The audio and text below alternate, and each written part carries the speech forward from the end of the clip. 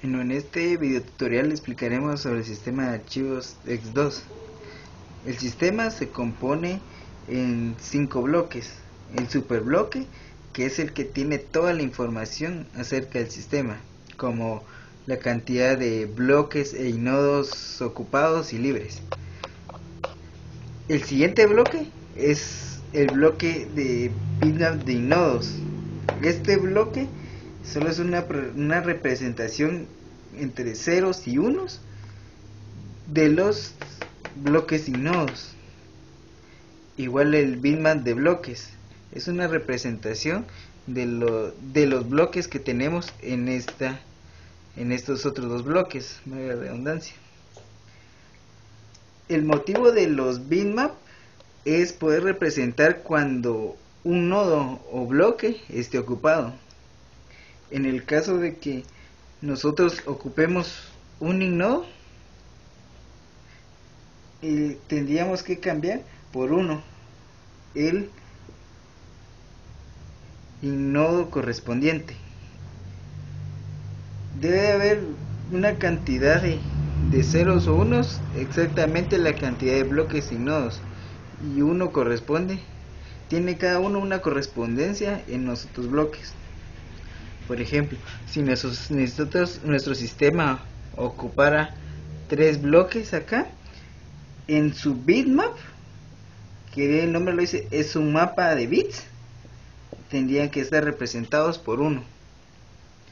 Y a la hora de ocupar un bloque o un nodo, cambiar el estado del bit. Exactamente pasa lo mismo con los signodos. Cambiamos su mapa de bits. Esto es un concepto muy importante que debemos de tener a la hora de manejar el sistema de archivos X2. Otra cosa muy importante es que los bloques y nodos tienen una numeración. ¿Esto para qué nos sirve?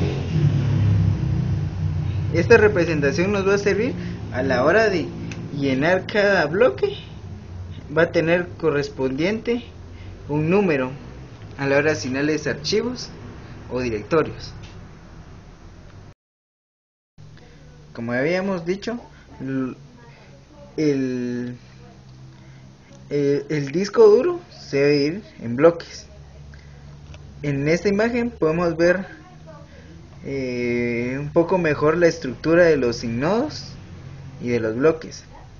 Los bitmaps, como habíamos dicho, solo son representaciones por medio de bits del mapa que vamos a tener o de la estructura o bloques utilizados. El inodo,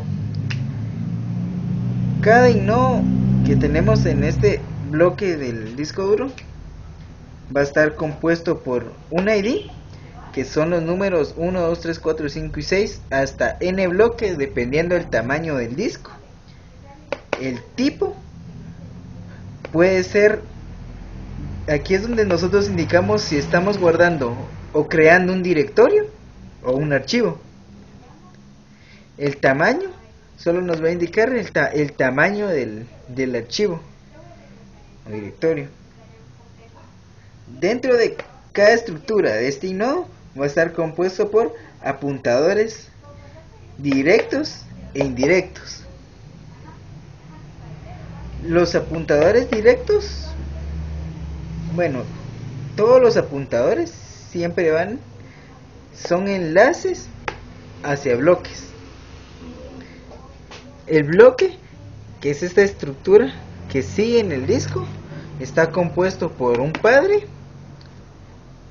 El padre es cuando nosotros tenemos un directorio root y, por ejemplo, home. Para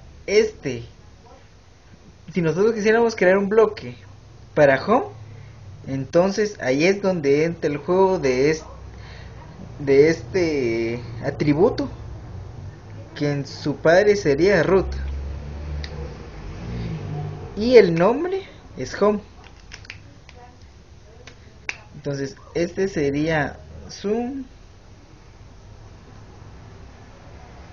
nombre y este es su padre.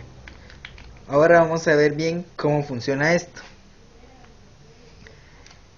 El BI es el bloque I, ya sea que estemos usando el 1 para este caso o puede ser el 2 y así, dependiendo del bloque que estemos utilizando, este atributo nos va a servir para poder saber cuál es.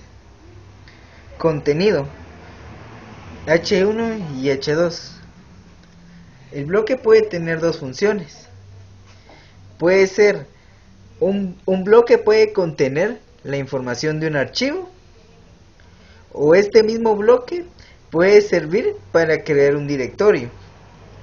Entonces, si nosotros estamos creando un archivo, vamos a utilizar esta parte, donde n bytes es el tamaño en bytes que puede contener este bloque.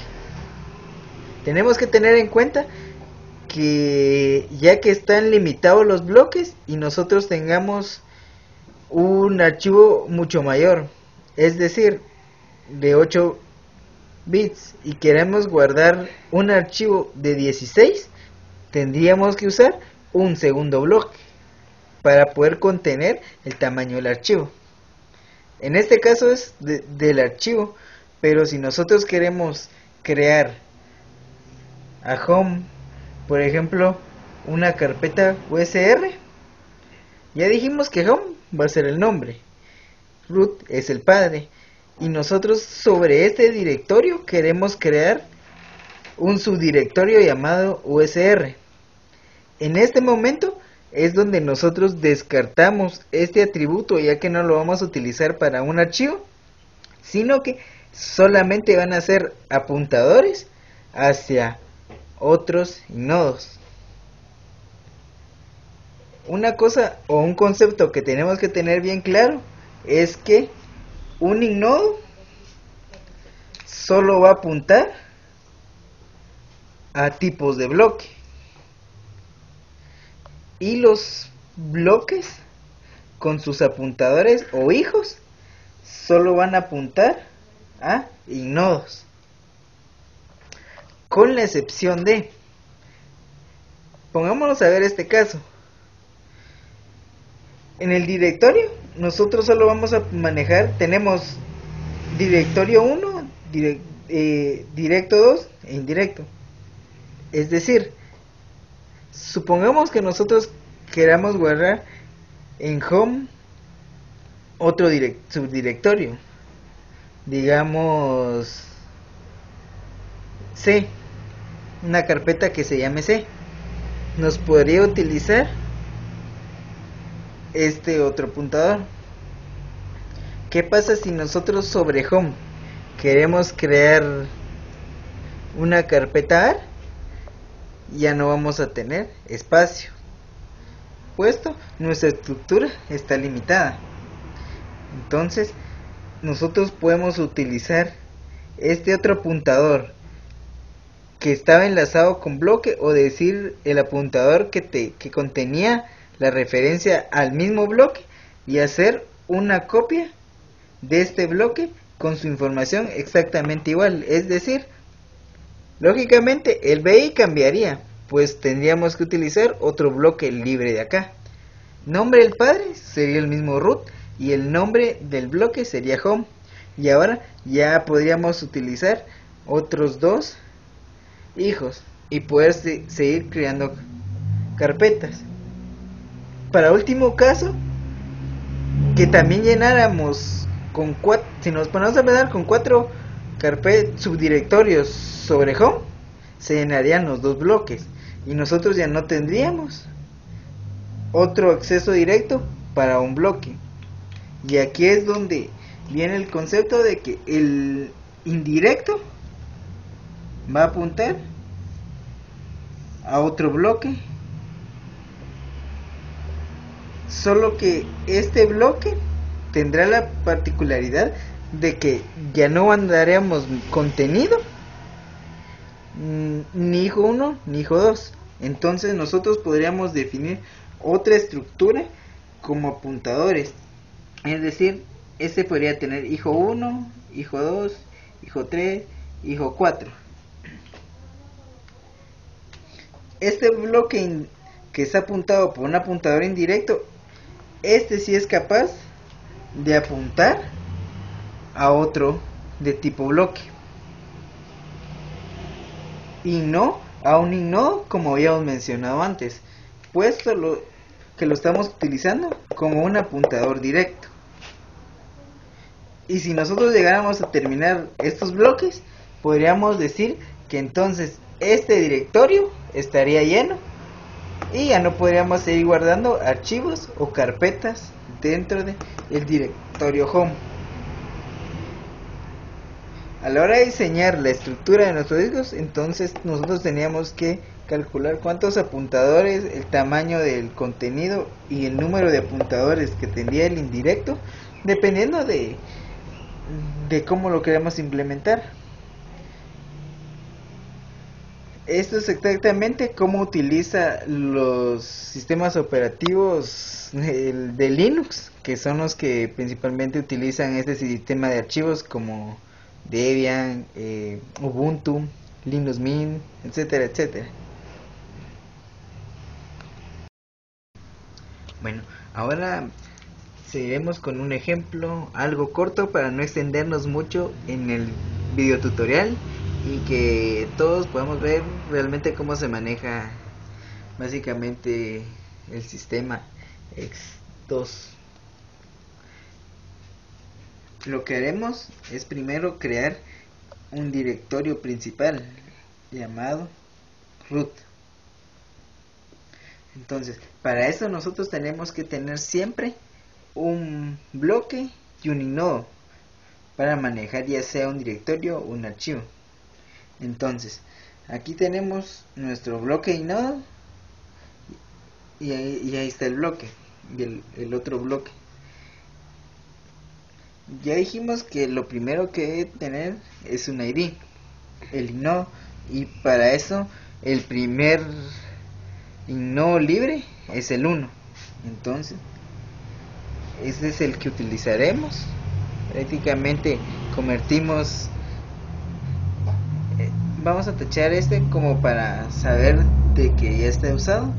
Entonces, en su bitmap de inodos cambiamos el estado del bit correspondiente a 1. También tenemos que llenar el tipo. Para esto es una carpeta. Entonces llenamos ese atributo. También el tamaño, pero el tamaño por ahora no nos importa, solo es una carpeta. Entonces va a tener el apuntador directo 1, el apuntador directo 2 y el apuntador indirecto. Como bien había mencionado, también tenemos que utilizar en sí el bloque, y para esto también utilizaremos el bloque 1, solo que aquí tengo yo mal la numeración, que tiene que empezar desde 1, 2, 3, 4, 5 y 6 hasta n bloques. Y también tenemos el bloque 1 libre, por lo cual en su bitmap vamos a cambiar el estado a 1 y ya lo tenemos como utilizado. El bloque, aparte de el ID, lleva el padre, pero como root es el directorio principal, entonces no va a haber otro directorio que lo contenga, entonces su padre es nulo. El nombre será root, y ahora puede tener un contenido. Para este ejemplo manejaremos 8 bits, o si es para otros subdirectorios, 2 hijos. Ahora en este momento ya tenemos root. Ya. Ahora crearemos otra carpeta dentro de root y será usr. Entonces necesitamos otro bloque y otro inodo para esta nueva carpeta. y será estos siguientes bloques.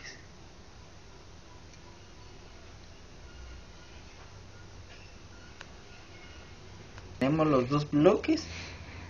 Los que utilizaremos ahora es el inodo 2 y el bloque 2. Ese es el que tenemos. Es de tipo carpeta, pues, o es otro directorio. Tamaño no tiene. Para el bloque, el padre va a ser root y el nombre de la carpeta es USR. Entonces, el apuntador directo de root siempre va a estar apuntando a su bloque correspondiente. En sí, esos dos bloques forman root. Entonces, USR es un subdirectorio de root. Entonces, de este bloque, como lo que va a mantener es otra carpeta y no un archivo, entonces nosotros podemos sacar de este apuntador hijo 1 hacia el inodo de USR. Como había dicho en la explicación anterior, siempre un bloque va a apuntar a un inodo y un inodo siempre va a apuntar a un bloque, exceptuando el caso que les había dicho para el bloque de apuntadores indirectos. Entonces, en este inodo tiene la misma estructura: un apuntador 1, apuntador 2, un apuntador indirecto. El bloque va a poder contener ya sea un contenido de 8 bits o dos hijos, cualquiera de los dos, dependiendo para qué queramos usar el bloque.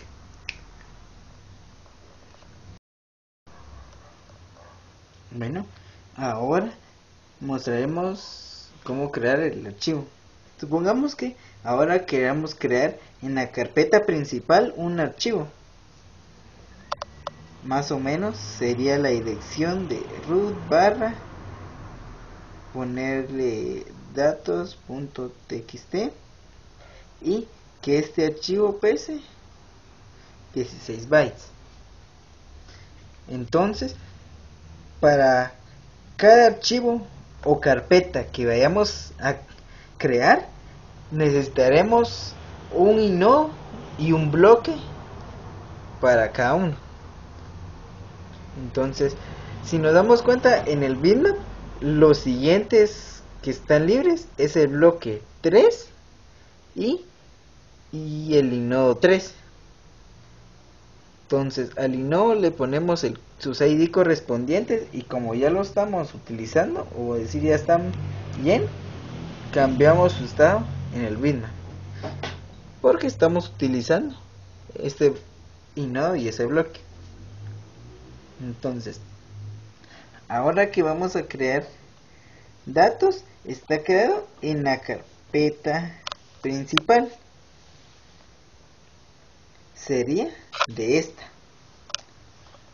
Lo que podríamos pensar es sacar de este apuntador directo hacia datos, pero recordemos de que un inodo apunta siempre a un bloque y un bloque a un inodo. No podríamos sacar de este inodo a apuntar a este otro inodo. Entonces ahí es donde utilizamos el hijo. Utilizamos pero el bloque. Tenemos un hijo 2 que aún sigue desocupado, porque el hijo 1 lo utilizamos para USR. Sacamos su apuntador y entonces nombraremos los atributos. Este será de tipo, ¿qué crearemos? Archivo. Va a tener un tamaño de 16 bytes.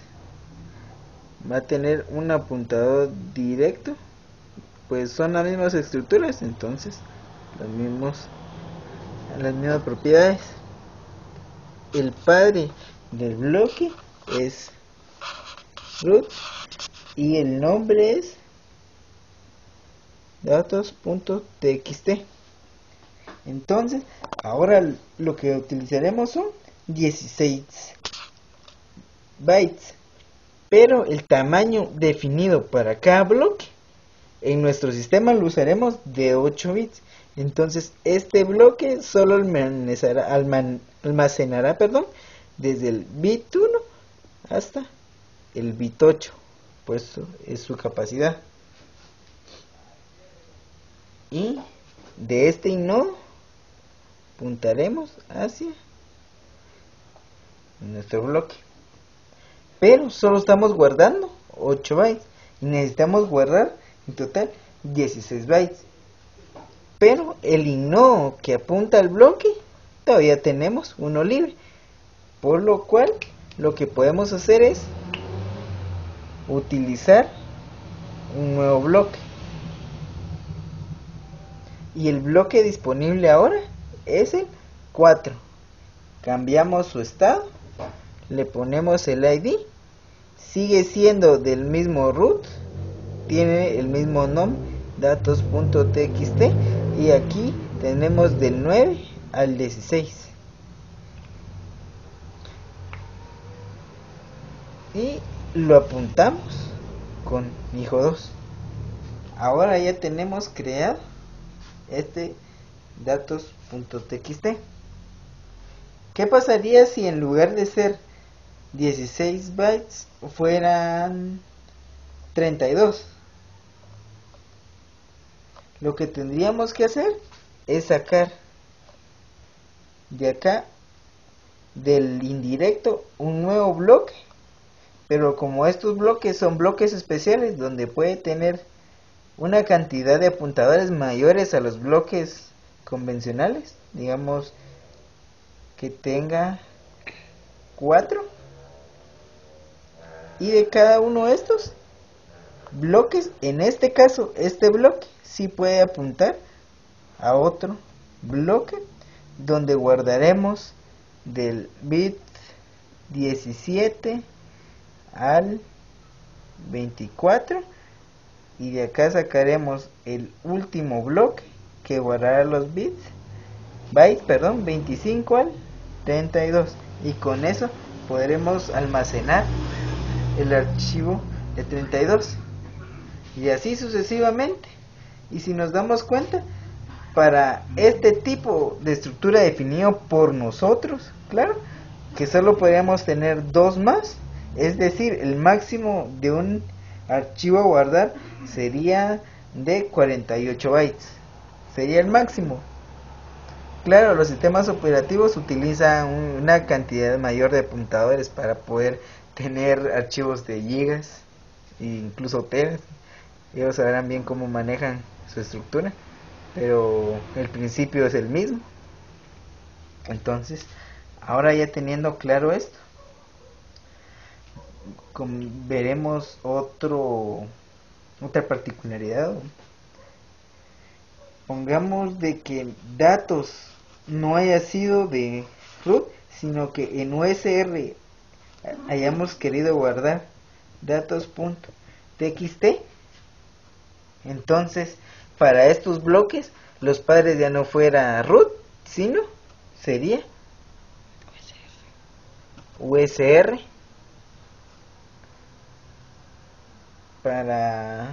Sería USR, y el apuntador no tendría que salir del bloque de root, sino que del bloque de USR, y automáticamente todo lo demás se tendría la misma estructura, ¿verdad? Regresaremos todo a como lo teníamos antes, y ahorita haremos eliminar un archivo.